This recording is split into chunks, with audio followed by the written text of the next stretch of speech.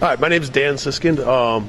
Here we're at Brickmania and showing one of our older Vietnam War displays. So this display was made about 3 years ago just to bring to shows, sort of highlight the Vietnam War theme we were doing at the time. There's basically a whole bunch of mocks that are Vietnam War related. We tried to make a little 30 by 60 display that could embody as much of the Vietnam War as we could possibly fit in that space. And it was meant to travel. This thing has been sent by UPS all over the country. And when I would fly to a show, set up our table, I'd have to come and unpack this thing. So it's been in the Brickmania warehouse on display for the last two or 3 years. It's got a little dusty, needs a little TLC. But wanted to basically have lights, motorize, everything, and it just get some iconic scenes from the Vietnam War era. Mm-hmm. What are some of the main parts of it here? Maybe some of your favorite parts of the build?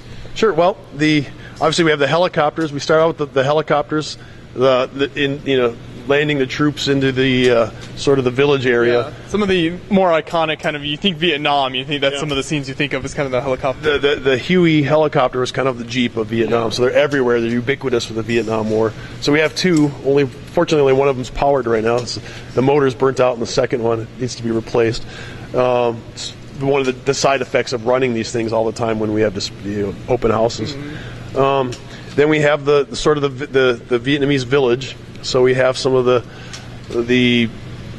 villagers, hiding the Viet Cong troops, and the guerrillas, like actually going in through the floor in one of the buildings into the underground tunnels where the military guys are all hiding. All the weapons are stashed.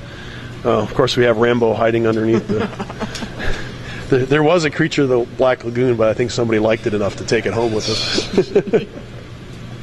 Okay, and then over here to the right, you've got kind of almost a city type. So this is kind of modeled after typical like Saigon, the French Vietnamese architecture. All the buildings are yellow. I said all, but it's a real common color. So we try to do like a hotel. There's a number of scenes in the front here. There's a pagoda.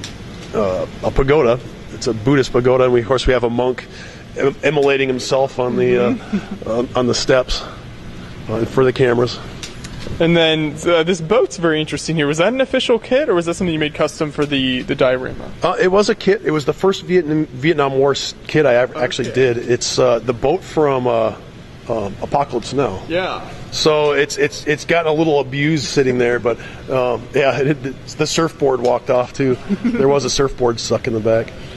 So yeah, this needs a little TLC. It needs to come back into the office for some repairs. But you did mention the tunnel down here. Does this go like all the way under the thing, or just kind of running down the side? Yep. They're actually underneath the cauldron. The cooking pot lifts up underneath it. There's a tunnel ladder goes down into the basement or into an underground cellar sort of area, and you could actually see where the green there represents the water. So they actually made tunnels that you would have to swim in the water and through a tunnel to get into a secret underground bunker or something. So these are really well documented. They still have these things in Vietnam. They've preserved them for the tourists and historians. So try to make a little display that embodied all of it. This has been to probably a dozen different Lego shows, and then it's also been on display at like Vietnam War veterans reunions, at least 2, and some other historic, like museum type settings, I guess. Now, it seems like you build mostly World War II stuff, but is Vietnam something that's always interested you? Do you have a specific theme that you enjoy building in the most? Well, yeah, World War II is definitely, my bread and butter. Okay. It's the most popular with our customers, the most popular with the, history fans and stuff. But there's a huge number of Vietnam War veterans out there, and they're aging now. And a lot of these veterans never actually talked about their experiences because there was a real stigma of being, associated with the Vietnam War. So they're very appreciative that when I bring something like this out, and they're like, hey, they start talking about all the individual models, and it's some way that they can actually relate to younger people. So the Vietnam War thing actually brought up a lot of emotions, a lot of,